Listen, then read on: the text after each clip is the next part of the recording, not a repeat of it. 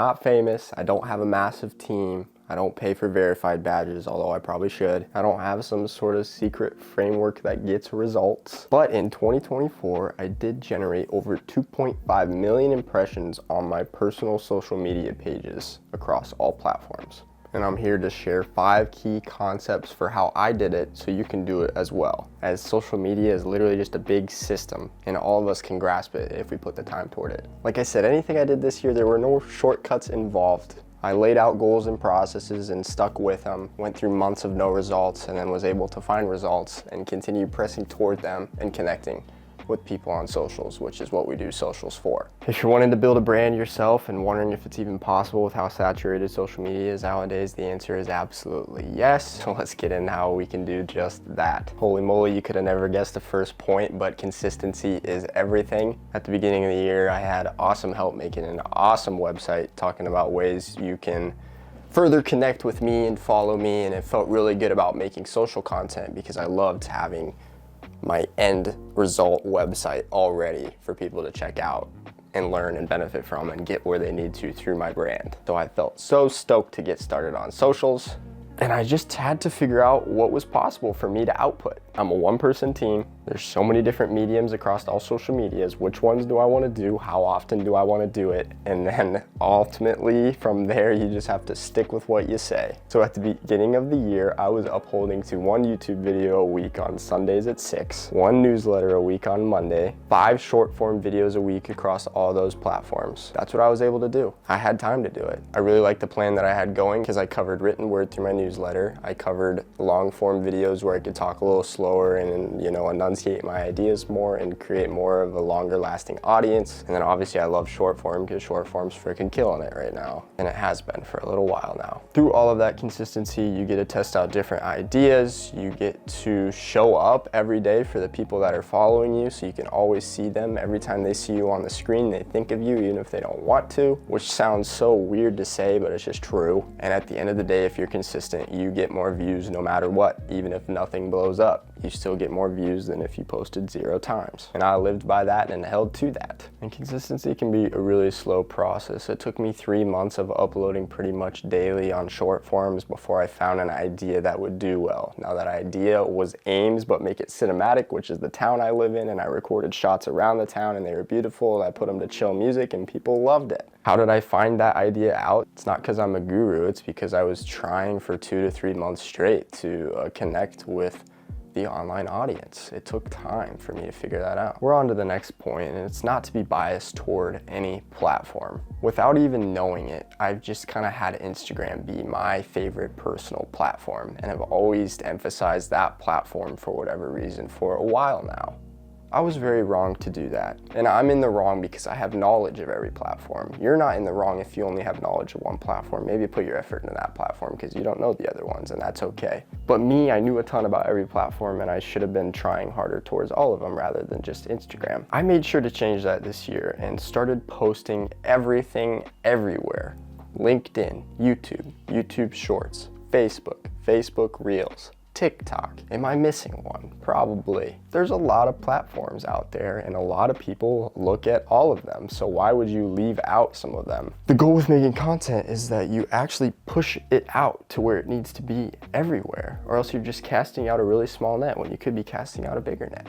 If you emphasize a platform, then your audience is only going to be maximized on that platform, and who knows, the next day that platform could be gone. And if your audience is just in one platform, that's not it. That's not good. We want our impact and our audience to be beyond what any app can control. Treat every platform as a tool and nothing more. We'll take one of my highest performing videos of the year as an example, Iowa but make it cinematic. Posted on Instagram, had a nice collab post with Iowa Chill. Shout out to that team. Love you guys. It got, I don't even know what it's at.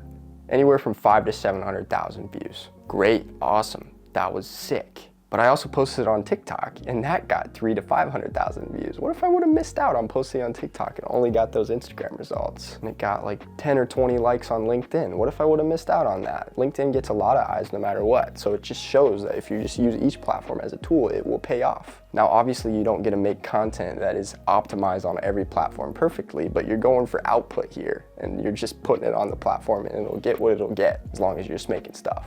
So Number 3, can't fear people's opinions. I'm a little tone deaf to this idea anymore because I've been doing the weirdest, most random crap all the time, every day, and haven't given a crap for a while now. So I don't relate too heavy to how people feel this anymore, but I did at a time. When it comes to socials, all the random stereotypical BS that people say applies. When you start and you get no results, you're gonna get made fun of, blah, blah, blah. But when you do well, everybody's gonna dig you, all that crap, whatever. You shouldn't even care about that. It's not about that. But it is true. With socials, you need to make fast decisions, and those decisions should not be biased toward people that aren't super into your life. Gary Vee came up with this concept, and it's about how 99.99% of people don't give a rip about you. Now, they may seem like it, may be nice to you, but if you do something that's, not successful or whatever, they're not gonna care. I mean, they're not gonna be there to pick you up or anything like that. Literally, there's just gonna be 3, 4, maybe 5 people in your life that'll be there for you. So maybe care about their opinion and value it and learn from that opinion. But for when it comes to the other 7, 8 billion people on earth, don't give a rip. They're gonna slow you down if you care about that all the time. The sooner you stop fearing opinions, the faster you will grow. I presented about social media at an event here locally, and one of the people said, how many posts is too annoying for people? And I really encouraged them. You're gonna post 3 to 5 times a week, and you're gonna be thinking about each post a ton and putting effort towards all of them, and you're gonna feel like everyone's gonna see all 5 of those and it's too overwhelming for them. That's just not even true. They're maybe gonna see 10 seconds of 1 out of 5 of them. Or if they really like you, they'll see 3 out of the 5 videos. Or if they really like you, they're gonna click on your page and watch all of them. And if they really like you, they're gonna take time out of their day to do that anyways. So you shouldn't give a rip. Yeah, I'm sure people are gonna get annoyed, but they'll just unfollow, but that won't have anything to do with the people that are coming in from the consistency you're putting out. Point number 4 is to focus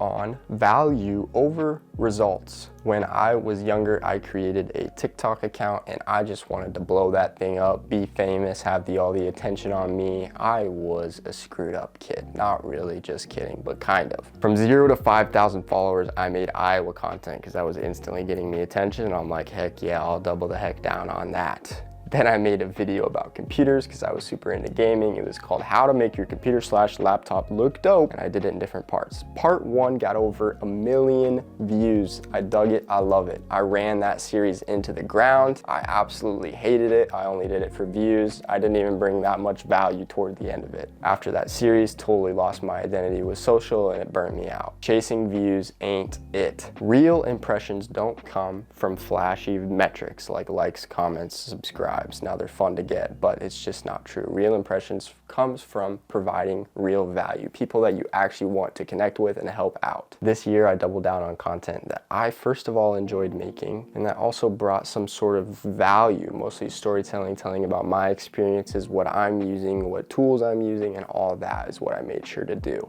I also made a lot of local related content, and when you do local content, you're gatekeeping your reach because you're only doing it about something that only means something to so many people. Like my city, it's only 60,000 people. If I make anything Ames related, unless there's people that have formerly lived in Ames, you're kind of only limiting yourself to that area. I didn't give a rip. I was about connecting with real people, having real conversations, and that was my goal. The days of me wanting meaningless metrics were over this year. When real people find your content engaging and helpful, they share it, they save it, and they share it to other real people that you also want to be connecting with, which is where I found the most value from socials. Focus less on looking good and focus more on providing more value. Point number 5, analyze and adapt. Like I said, when I started the year, it took me 3 months to find an idea that stuck with people and that I actually was getting real results from. Took lots of looking at other people's content, gathering other ideas, thinking of random ideas while I was in bed. Took all of that. Took me looking at a month, seeing what did well, doubling down on that and moving on. Staying curious about the whole process, staying curious about how you can continually improve and analyze and adapt.